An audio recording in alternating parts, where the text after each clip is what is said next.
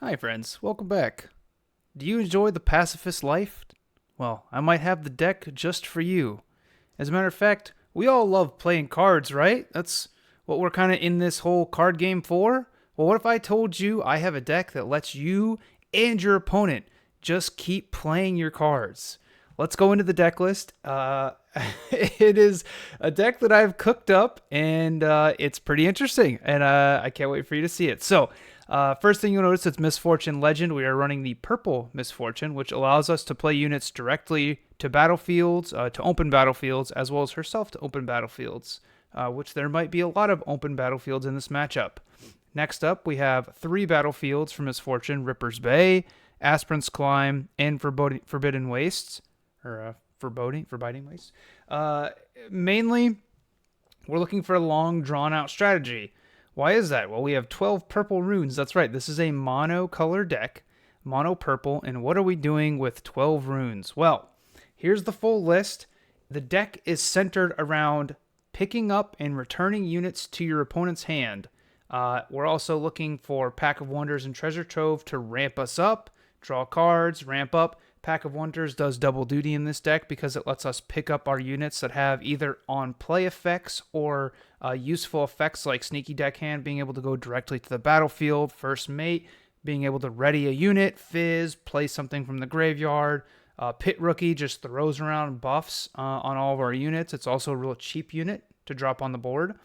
Annie is an upgraded Fizz where it literally just like lets us return a card from the graveyard so we can recur all of our bounce spells without actually having to recycle them with Annie, which is a nice combo.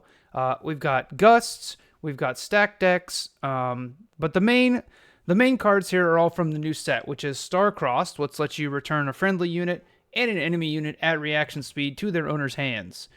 It also runs 2 copies of Downwell, which is just return everything. All gear, all units, everything gets bounced to each other's hands. What's nice is you can throw some treasure troves on the board, Downwell, re-get your runes that you just paid for Downwell, and draw some cards. So you're not really losing on tempo, you're continuing to ramp, and you've picked up everything that your opponent's doing. I run 3 Spirit Wheel as extra ways this deck chooses a lot. So this really helps us dig through our deck at a pretty aggressive rate. And if you didn't know, you can actually use Misfortune's tap ability to give a unit ganking this turn. You can just do that on a unit in base, doesn't have to be at a battlefield. That counts as a choose. You can, however extra mana you have with Spirit Wheel, you can just turn that into extra cards per turn. So it's real easy, tap, draw 1, 2, 3, depends how many you have. Last Rites is just an extra recursion in case we're really in a grinding matchup and we need to get going crazy with some recursion.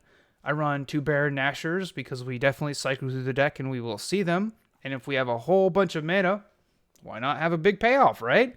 Baron's great because we can drop it. It automatically goes to its own battlefield the first turn it's played. And then we can give it ganking to make it swing over to other battlefields, or it just buffs up our other smaller guys.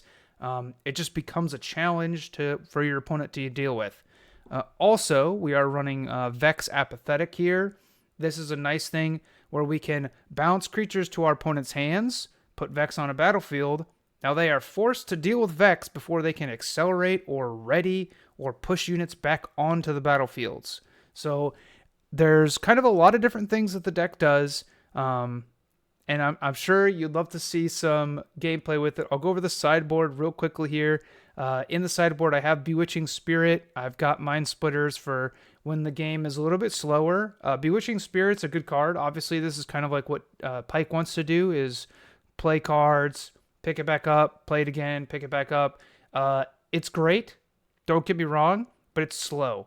And if you're just 3 mana for a Witching Spirit for them to pitch a card that they didn't already want, you're going to be so far behind on the board and really have no presence at all that it's not really worth it. And it's really hard for Bewitching Spirit to fight through anything because it's got 2 might, right? So we're not really pushing battlefields.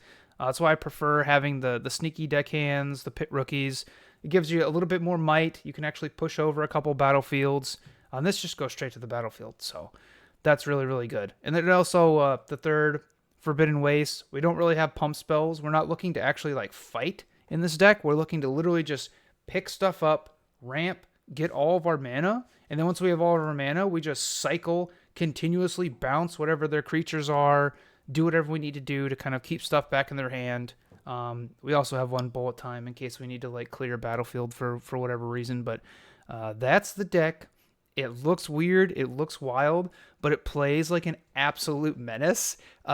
Try the list out. Let me know what you think. I'll definitely get some games recorded so you can kind of see how it goes. But yeah, I've been playing it with what spare time I have. I've been trying to rework an Aurelia deck, so that's been an ongoing project. But I've been telling everybody that I will get this video out because I just want to share the list. It's so much fun. It's such an odd, bizarre deck to play. But it has so much synergy in just returning units to your hand. You would think you're not dealing with threats, but being hard limited on 12 runes actually can be a very big constraint for some decks. If they keep having to get picked up, they want to play their big creatures. They only get one or maybe two creatures a turn, and then we can just star-crossed it right back to their hand, and then take advantage of that huge tempo swing by just playing directly to battlefields, making things ready, giving them ganking, scoring quick early points, and then just eventually pick up the whole board, play our guys. I mean, you can down well and sneaky in the same turn, so you can literally pick up their whole board and then score a point. And if they have no way to accelerate or to deal with it, they're just kind of out of luck. So it's a really annoying deck to play against, but it's super fun to play, and it's been doing pretty well. So anyway, I hope you guys enjoyed the video. If you did, give me some comments, like and subscribe. Make sure you request the gameplay if you want to see it, or if you have any questions on how the deck works, or like kind of design choices, like why I've gone with some cards over other cards. Let me know. I love talking to everybody, and I'll see you in the next video. All right, take it easy.